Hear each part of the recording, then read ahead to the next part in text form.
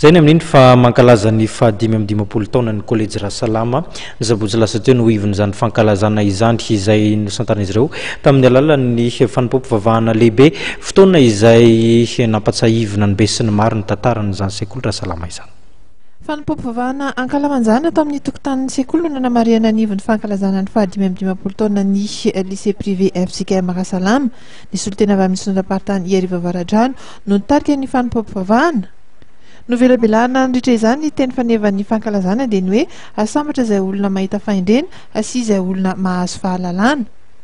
Voromaro nanatrika ity fanompopo vavahana ity moa ireo mpianatra ankehitriny sy ireo mpianatra tranainy na ny mainty milala zany teo ihany koa ireo ray aman-dreny mpianatra sy ireo mpanabe rehetra ao amin'ny sekoly. Tonga nanome voninahitra izany teny an-toerana ihany koa ny avy ao ministeran'ny fampianarana sy ny filohan'ny délégationna manokana ny tanànan'Antananarivo renivohitra sy Ramatoavadiny. Ny PDS ny Asin'Andriamanjato raha teo moa dia tsy afa fa isan'ireo mpianatra mainty milala ao amin'ity sekoly ity. Tamin'ny tsahiny tantara izay nataon'ny talen'ny sekoly na ahafantarana fa antony nanorenana azy tany am-piandohana dia ho tsangam-batony sy nandefonana n'ilay martyra voalohany teto Madagasikara dia Rasalama izany. Tanjona moa dia eo aloha ny tanjona miara olona mpianatra moa zany tezaina dia fanabeazana fanatsarana fanabeazana ho an'ireo ankizy ireo fa eo koa ny tanjona eo amin'ny lafa foto-davitra satria 5 amin'ny 10 taona izany efa tena antitra be daholo na ny fitaovana na ny trano dia ho izahana ho atsaraina ho amboarina rehetrarehetra reny izany indrindra no anentanana ny eo anivon'ny fiangonana lasotria ny fiangonana moa zany ny sekoly atao ny sondrapartany Iariva Avaradrano fa ao koa indrindra ireo mainty milala izay efa nandata atao amin'ity sekoly ity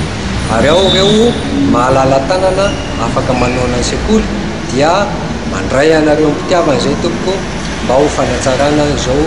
sekoly anabeazana ny taranaka faranana izao. Ny tsangam-baton'ny fankalazana moa dia ny fanatsarana ireo foto-drafitrasa efa misy ao an-toerana izay hita fa efa tranainy tokoa. Ho fanatratrarina izany dia misy ny fiaraha-misakafo izay ho tanterahana amin'ny sabotsy 10 volana meo avy izao eny amin'ny Pic Vert iny Ambatobe izay anasana ny olona rehetra tsy hankanavaka.